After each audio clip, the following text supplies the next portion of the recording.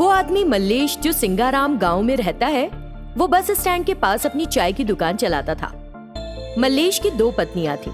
पहली पत्नी बच्चा नहीं जन सकी थी, तो उसने सरोजा नाम की लड़की से दूसरी शादी कर ली। कावेरी को शुरू में सरोजा से लड़ाई झगड़े में समय काटना पड़ा। सरोजा ने एक बच्ची को जन्म दिया, नाम रखा सुकन्या।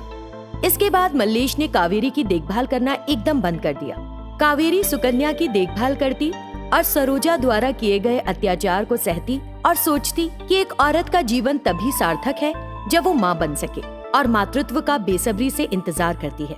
जब सुकन्या 10 साल की हो गई तो एक गंभीर बीमारी से सरोजा की मौत हो गई, तो कावेरी ने सुकन्या की सारी जिम्मेदारियां ले ली और उस समय कावेरी ने भी एक बच्ची को जन्म दिया, नाम रखा संध्या। तब गांव के लोगों को लगा कि इतने सालों कावेरी की कोई संतान नहीं थी, इसीलिए वो सुकन्या की अच्छी तरह देखभाल करती थी। लेकिन अब उसने खुद एक बच्ची को जन्म दिया है, तो वो सुकन्या की देखभाल नहीं करेगी। संध्या उसकी अपनी औलाद है आखिर। जब ये सब बात कर रहे थे, सुकन्या ने उन सभी बातों को सुनकर अपने दिमाग में बिठा लिया और संध्या के लिए अपने दिल में जहर भर लिया। सुकन्या अब 18 की है और संध्या 8 साल की। एक दिन जब कावेरी अपने पति के लिए लंच बॉक्स लेकर जा रही थी, मैं तुम्हारे पापा के लिए लंच बॉक्स लेकर जा रही हूँ, जब तक मैं वापस आती हूँ तुम छोटी बहन के साथ खेलना, कावेरी ने कहा और लंच बॉक्स लेकर घर से चली गई। सुकन्या ने कोई जवाब नहीं दिया और टीवी देखती रही। इसी बीच संध्या गेंद लेकर सुकन्या के पास आई। आओ ना, हम गेंद से खेलेंगे। सुकन्या ने संध्या को गुस्से से देखा। अगर तुमने मुझे फिर से दीदी कहा तो थप्पड़ मार दूंगी, भागो यहाँ से, मेरे पास दोबारा मत आना। सुकन्या चिढ़ गई थी। उसके ऐसे कहने से संध्या सहमी हुई बाहर गई और सीढ़ियों पर बैठकर रोने लगी। सुकन्या टीवी पर टॉम और जेरी देखकर हंस रही थी।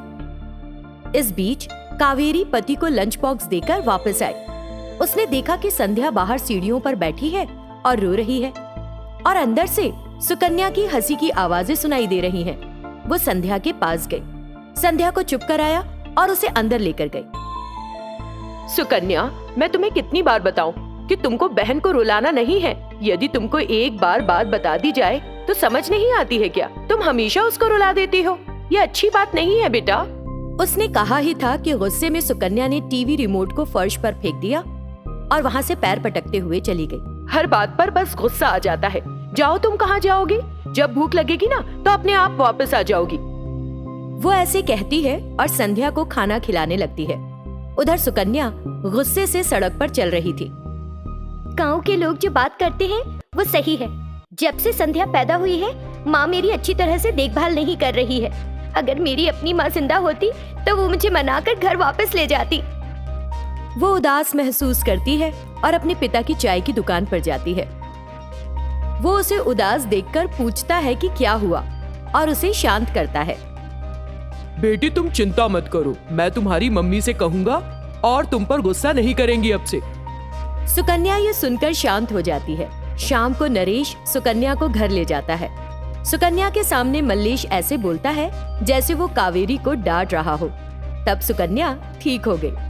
बाद में सभी ने एक साथ डिनर किया। अगले दिन सुबह के 8 बज रहे थे।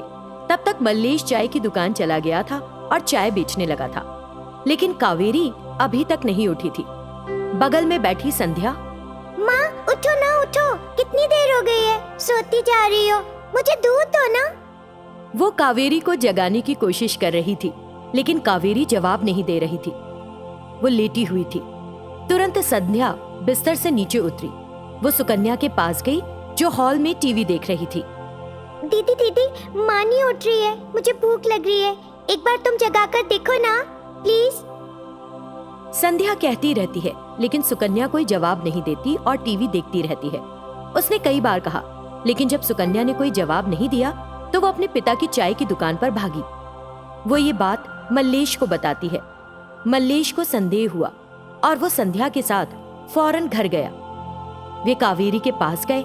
कावेरी बिस्तर पर पड़ी थी। उसने उसे जगाने की कोशिश की, लेकिन वो कोई जवाब नहीं दे रही थी। उसे समझ आता है कि कावेरी मर गई है। वो बच्चों को बताता है, तुम भी बच्चों को छोड़कर चली गई कावेरी, आखिर तुम भी चली गई। हाँ माँ उठो ना, मैं भूखी हूँ, उठो, जल्दी उठो ना माँ। वो इस तरह रो रही थी। सुकन्या भी रो रही थी। मल्लेश अपनी दोनों बेटियों को देखकर दुखी हो रहा था। तब सुकन्या को एकदम से लगा कि कावेरी की मौत का कारण संध्या है। गुस्से में वो संध्या के पास गई जो रो रही थी। माँ की मौत तुम्हारी वजह से हुई है। उसने उसे एक थप्पड़ जड़ दिया। दीदी मुझे प्लीज मत मारो, मैंने क्या किया है, मुझे क्यों मारी? वो रोते हुए उससे विनती करती है। ये देखकर मल्लेश सुकन्या को एक तरफ धक्का देता है। वो नीचे गिर जाती है।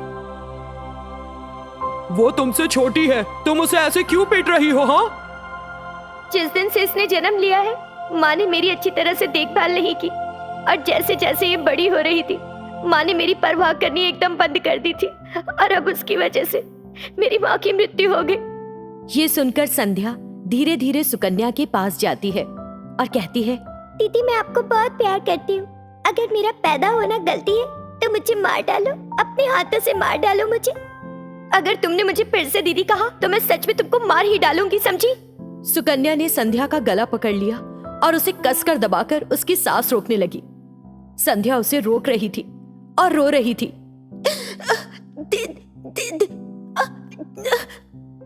मल्लेश ने देखा तो घबरा गया। उनके पास आकर दोनों को एक दूसरे से अलग कर दिया। तुमको समझ भी आ रहा है कि तुम उसके साथ क्या कर रही हो? हाँ मुझे पता है कि मैं क्या कर रही थी। उसने ही कहा कि मुझे मार डालो, फिर मैं उसे क्यों ना मारूं? वो एक छोटी बच्ची है, वो क्या जानेगी? अब से तुमको उसकी देखभाल करनी होगी, समझ आई तुम्हें? उसने कहा और वहां से चला गया। सुकन्या संध्या को घूरने लगी। धीरे धीरे संध्या फिर से सुकन्या के पास आई और बोली, दीदी आपको माँ की जरूरत है, मुझे भी माँ चाहिए। अगर मैं मर जाऊं तो क्या माँ वापस आ जाएगी? सुकन्या संध्या को जवाब देना नहीं चाहती और उसे गुस्से में देखती रहती है।